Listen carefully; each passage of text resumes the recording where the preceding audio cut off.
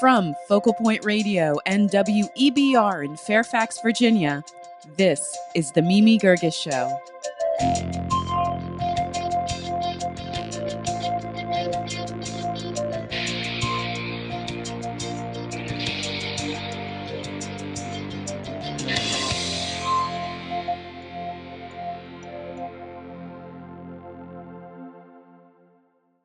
While on the campaign trail, George W. Bush once joked that he was running for president because he couldn't wait to try some of Roland Mesnier's famous desserts.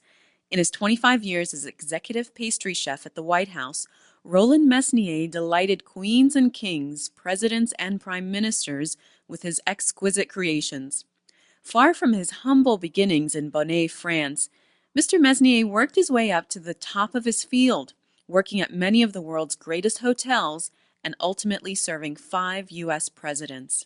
Roland Mesnier joins me in the studio to discuss his career, his desserts, and his life at the White House. His memoir is called All the Presidents Pastries.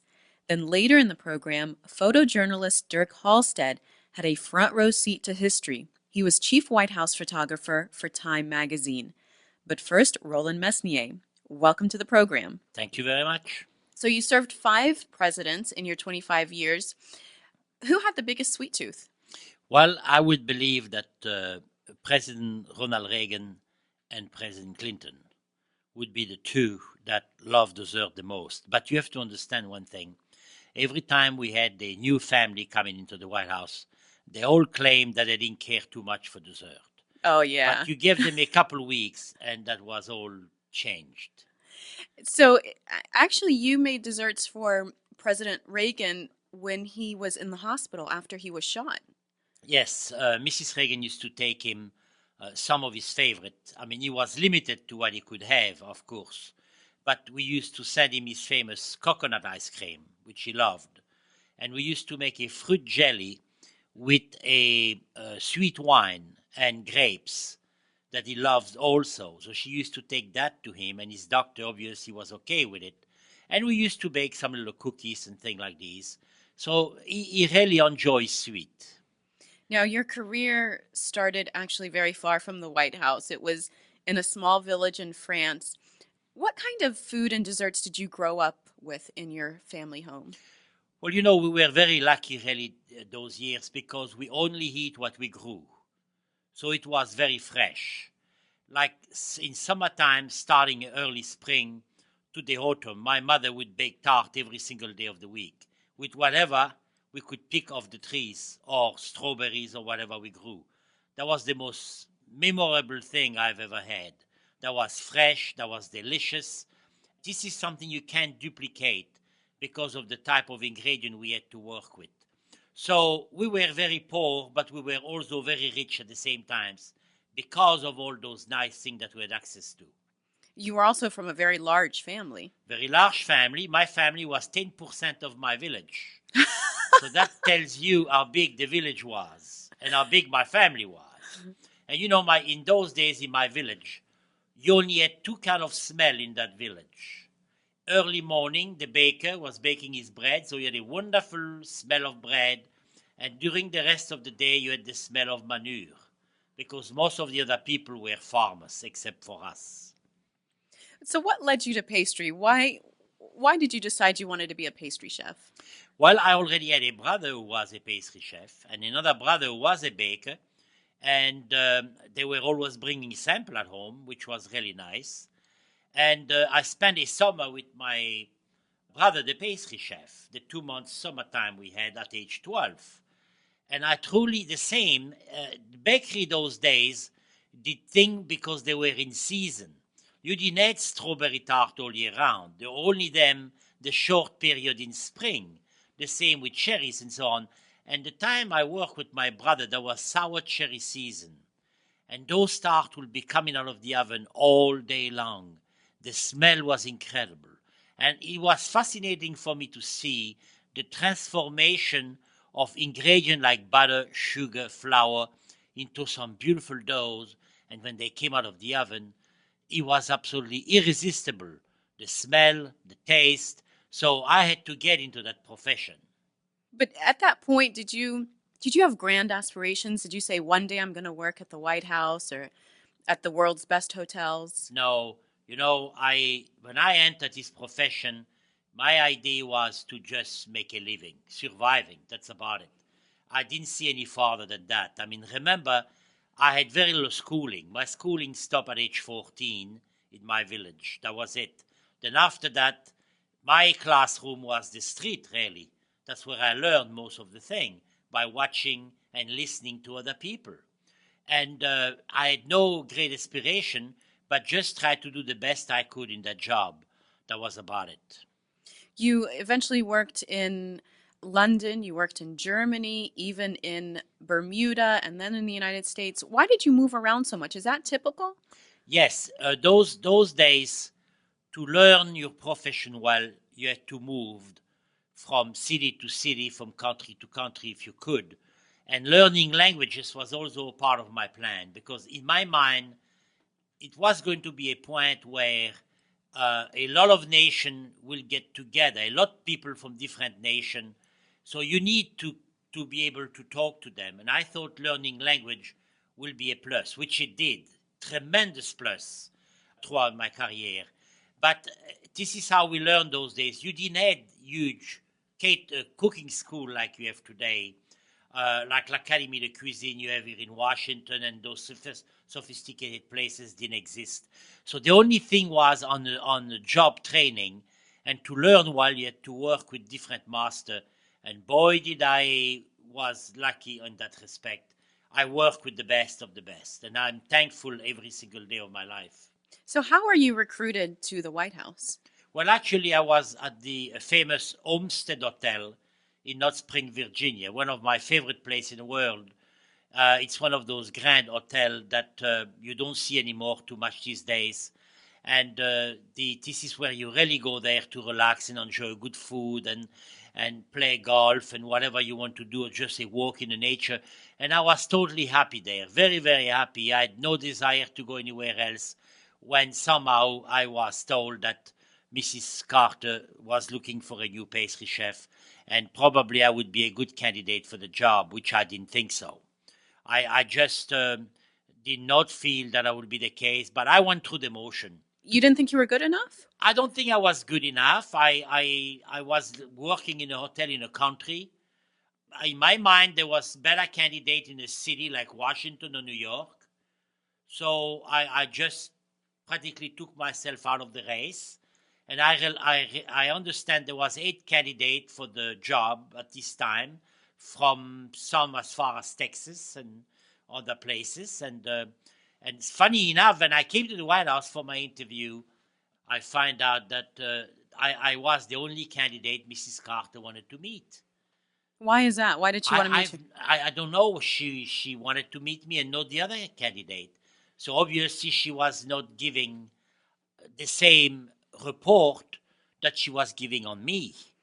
And did they ask you to make stuff for them? No, I met with Mrs. Carter for 20 minutes and I got the job just like that. What did she ask you? Well, a lot of questions. First, what I was doing and what was my specialties and everything. But at the end of the conversation, there was one trick question. Is if I get that job, what will I do for them? And it occurred to me right away that I was talking to a very slim, pretty lady. So the answer had to fit that. So I said, look, what I will do for you is very simple. It's a lot of low-calorie dessert with a lot of fresh fruit. And I believe that's what did the job, the job business here. That's Roland Mesnier. He was the executive pastry chef at the White House for 25 years. He's the honorary president of the World Cup of Pastry, and he published a collection of his recipes called Dessert University. The book we're discussing is his memoir. It's called All the Presidents' Pastries. Now, at the time that you were hired at the White House, you actually weren't even an American citizen. That was part of the problem. That Mrs. Carter's secretary made her aware, said, he's only on green card. He's not an American citizen. Well, Mrs. Carter proceeded very quickly by saying, I will take care of that. And she surely did, because I was kind of channel a very quick way to become an American citizen, which I loved, and I'm very thankful to the First Lady to have done that, because to me that was the best gift that someone can receive, this the American citizenship.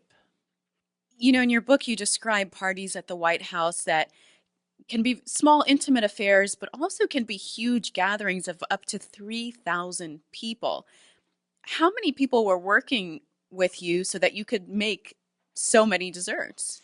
Well, sometimes I would have up to 10 or 12 people working for me, and they mostly came from hotel and restaurant around town, because I only have one full-time assistant at the White House.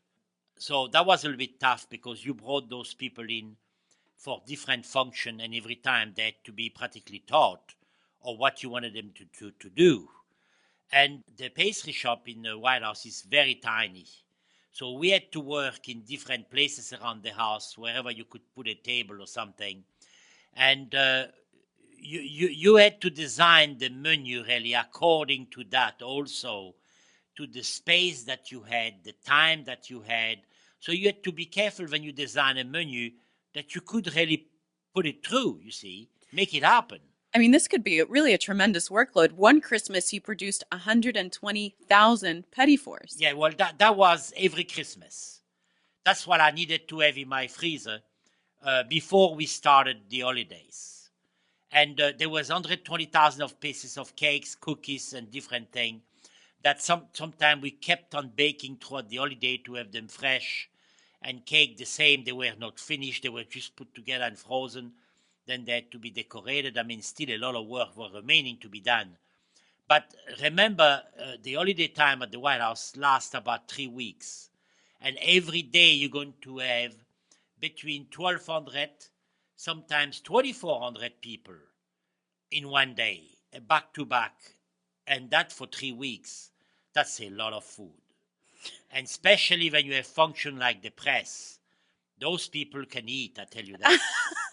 They can eat. I used to joke, I said, the only thing they would eat is the wallpaper, because they couldn't put it. Otherwise, if they could, they would eat it too. They could put down the drinks and the food. That was an enormous, enormous task when the press came in. Let me ask you a little bit about the first ladies that you worked with. Nancy Reagan had a reputation for being difficult to please, a strong woman. Did you find her to be that way? Well, no, because she's a perfectionist. A lot of people got confused between her being a perfectionist and being difficult. And she wanted the best for the White House. She really wanted to restore what the White House used to be during the Kennedy, this type of style, if you will, of entertaining.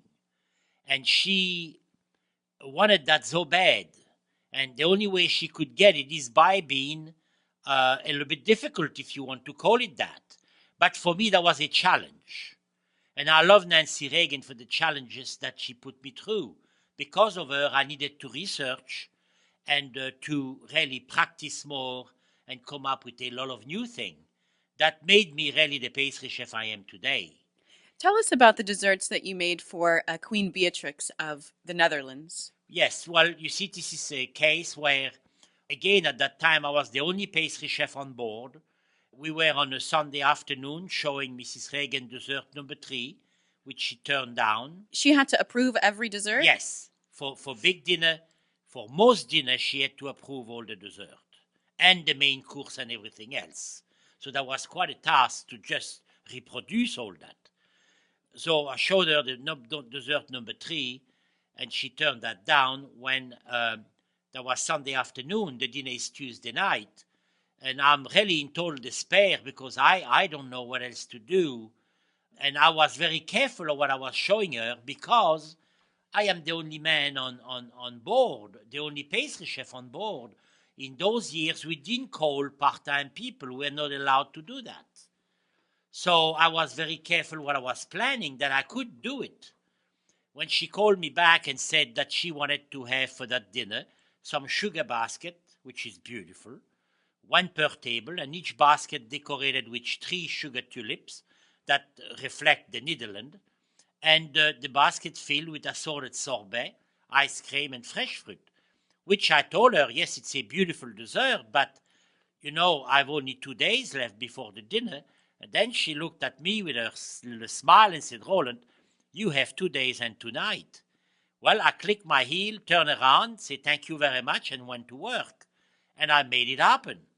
This is what makes you stronger, when you show what you're made of, that you don't turn a job down because of the hard work or whatever challenge you may have, but you make it happen.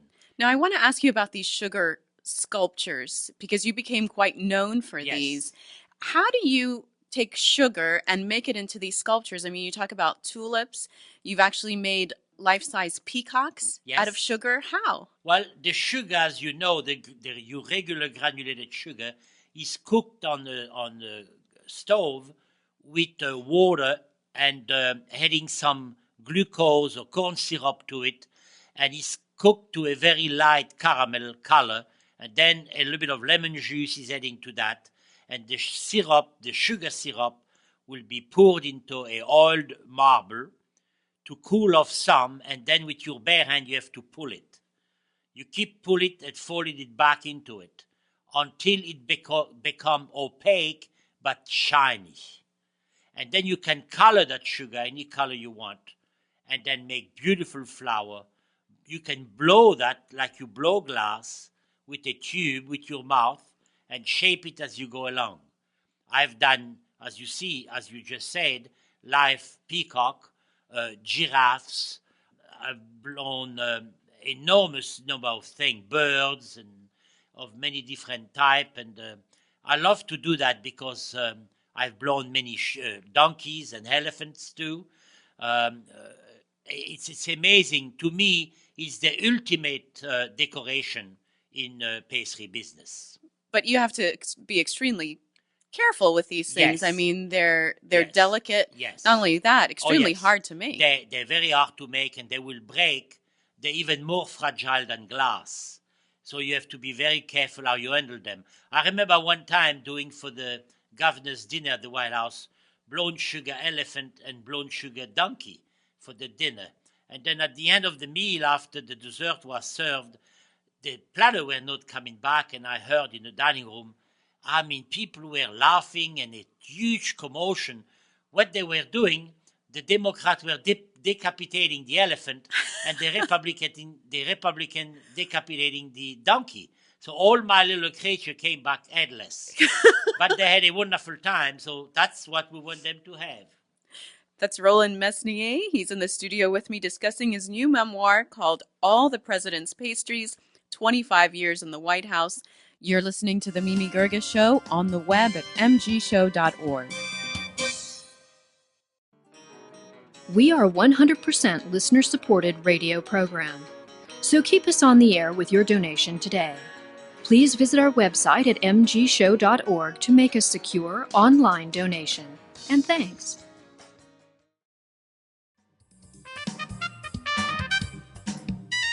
We're back with Roland Mesnier. We're discussing his new memoir about his 25 years as executive pastry chef at the White House. It's called All the Presidents Pastries.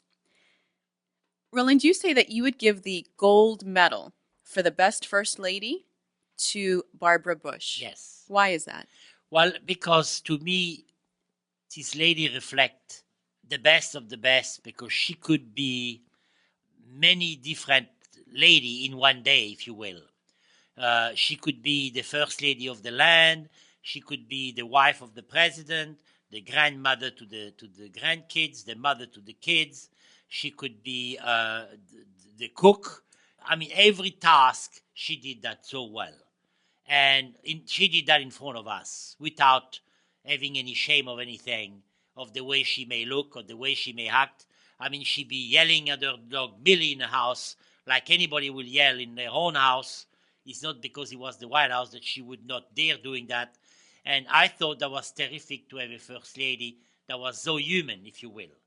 And I recall her, she could be on stage giving one of her very fantastic speech, always wearing her beautiful pearl, remember, and gorgeous dresses. and she had a command of the language, and she was so witty and spontaneous in what she would say. And when she had something to say, she never beat around the bush, so to speak. She would really tell you what she has on her own mind. So I thought that was very commendable to see that. Other first lady really were strictly first ladies. That's it. They didn't go any farther than that, you see. And but I thought that Barbara Bush really displayed a role that was just fantastic. In fact, she once asked you to participate in a sing-along with Julie Andrews and Neil Diamond. Yes, yes. How did this come about? Well, I was stunned and still don't know how it came about. That was just before really they left the White House on the Christmas time. I was ready to go home after serving a small dinner for 20 people, I believe, where Julie Andrews and Neil Diamond was present at the dinner, and all the family member.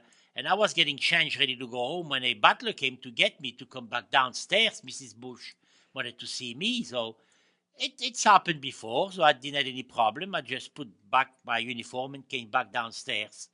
And Mrs. Bush right away introduced me to some of the guests and everybody, and then took me in front of the gingerbread village, which that we did that year, and wanted me to explain all the different houses and what we did and everything.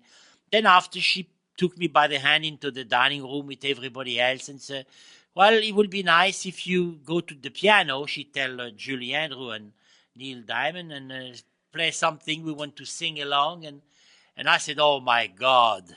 Do you have a good singing voice? I am terrible. I mean, absolutely terrible. And people should never ask me to do that. Because I remember in school or in church, I belonged to the Catholic Church when I was a kid in France. I used to practice that, and they always want to make you think. And I say, why me? I mean, I'm the worst in the world, and truly the worst in the world. And here I am with those two great stars and First Lady and all the children of the family. I was truly ashamed. I didn't know what to do. And I believe Neil Diamond saw that. And he stopped everything by saying, you know what? I think we should stop it. I don't have my music note with me. I don't even know how to play it. So let's stop it. I was so glad. And I could at this point excuse myself and take the door. And that was much better for the party, because that didn't go too well with me. Well, after the Bushes came the Clintons. And Hillary Clinton made quite a few changes to the White House kitchen. Even the New York Times called it Kitchen Gate. Yes. What happened? We had a French executive chef at the time. And there was some kind of turmoil in the kitchen among cooks and something. The pastry shop was not part of the equation. And the New York Times did print that, said that, the pastry shop had nothing to do with what was going on, especially when everybody was fired. Everybody had let go. And then the executive chef had chosen to resign himself. This is when they brought a new executive chef, and then everybody resigned. And then the new executive chef could rehire who he wanted from that crew. So that could eliminate some of the people that were not, that should not have been there. And that's what happened. So that was quite something. But why this, I don't know the exact detail of all that, but then we had a new executive chef, we had a new kitchen, new staff, let's say, and took a different direction in the kitchen. Everything went a different way. But we in the pastry shop were totally spared from all that, thank God. That's Roland Mesnier. We're discussing his memoir called All the Presidents Pastries, 25 Years in the White House. Now, there is a possibility that our next president or a future president could be a woman. Yes. And then the White House would have a first gentleman, so to speak. How do you think that would impact the running of the White House and the food served there? As we know, if we have a lady president, she will have no time to run the house because she has to run the nation. So the first man of the house, I don't see, let's suppose Mrs. Clinton is that lady. I cannot see former President Clinton come into the dining room and inspect tablecloths and flowers and knife and fork. I think is, as first of all, bigger thing to tend. But I think what would happen at this point that Mrs. Clinton, whoever the lady is, president, would appoint a very good social secretary and possibly maybe even two social secretary to make up that job because it's a big job. Because normally the social secretary and the first lady work on the conducting the business of the house. But then if you don't have that, possibly will be the job for two people. And that's what I foresee maybe coming at this point. Now, remember and I talk about that in my book, the staff during the Clinton administration were very young. That's why I have a paragraph said the mini skirt back in the White House. I meant a lot of young people. And they really had a lot of young people because they believe that young people have a lot of energy, which is true, and bring a lot of new ideas too and everything. That was the whole idea, to have all these new people in the White House. And a lot of staff that went out with them are still very, very young because they were very, very young when they were there. And I could see a lot of them coming back.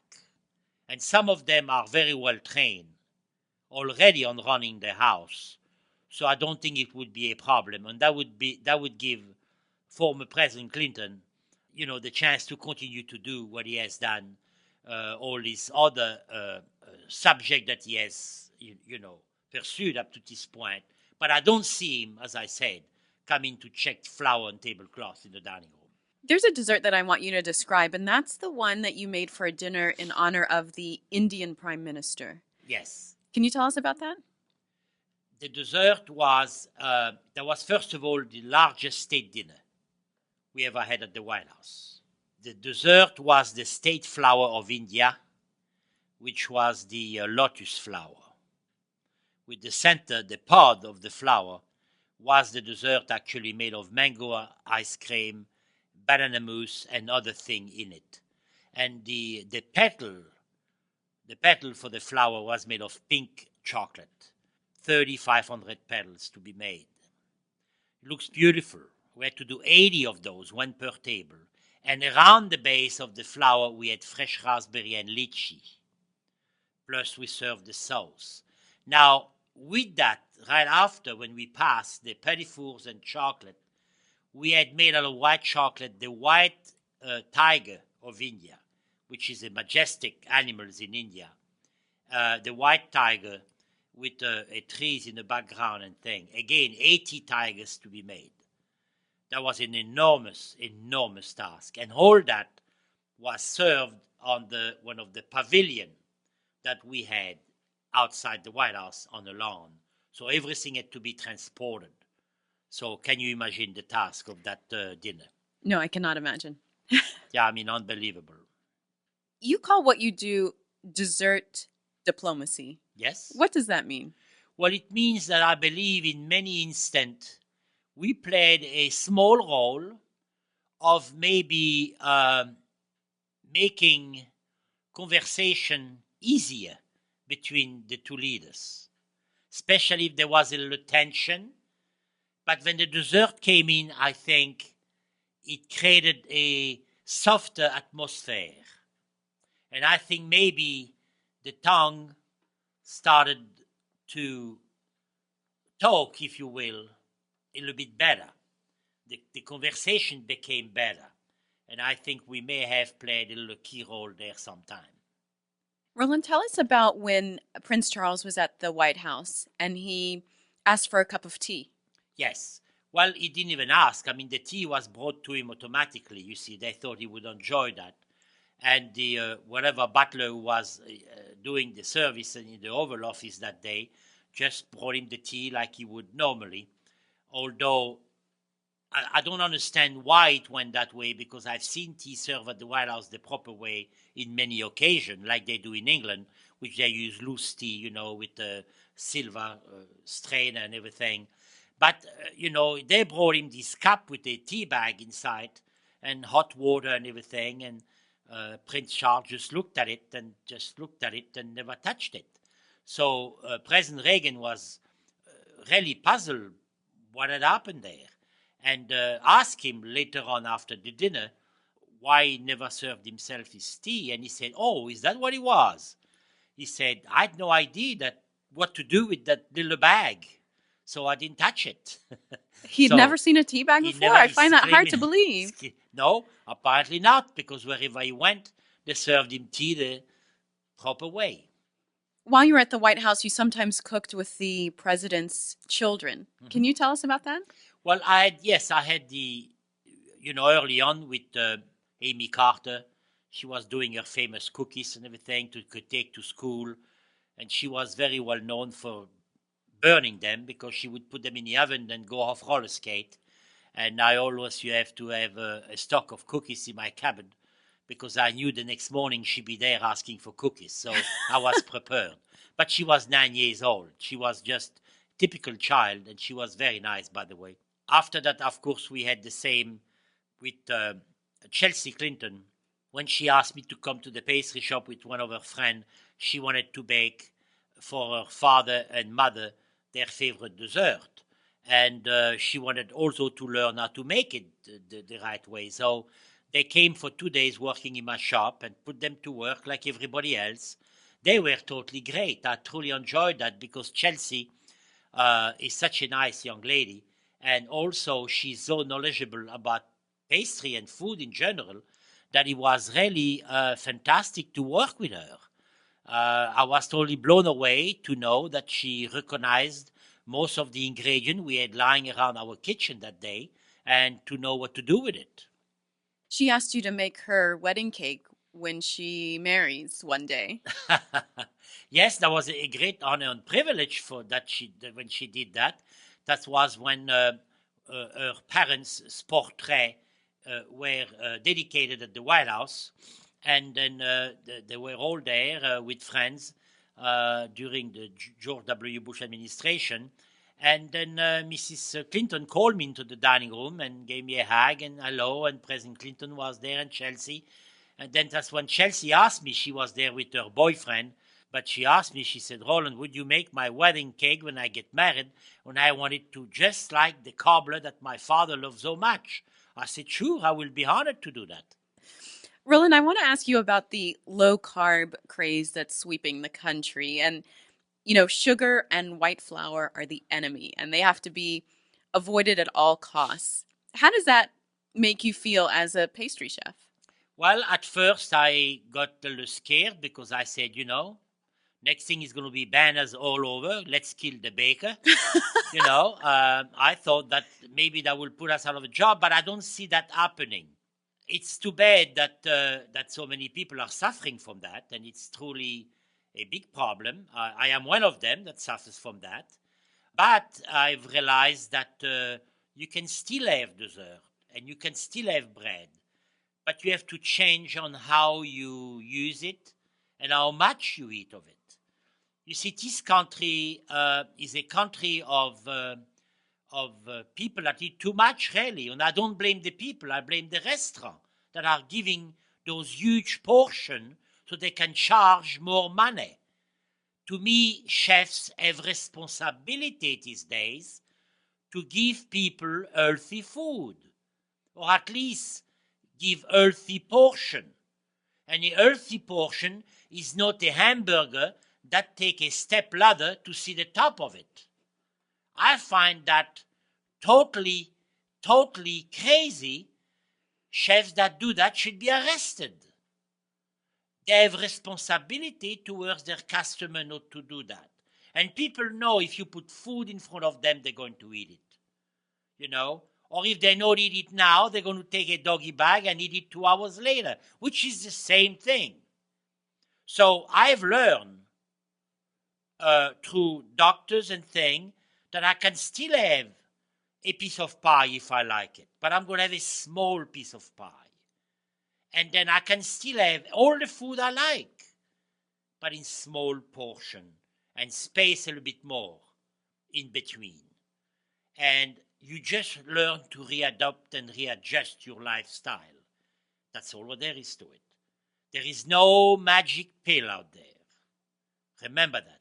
No magic pill. It's all about you and controlling that with your mind. Roland, what are you doing now in your retirement? I'm enjoying many things that I couldn't enjoy in my years in the White House, because my years at the White House, as you know, I was totally dedicated to my job. My wife rarely saw me. I was at work constantly. When I was needed, I was there. I knew when I needed to come to work because preparation needed to be done. If you want to pull a great dinner together, it's a lot of work. And it's not by sitting at home watching TV that it's going to come true.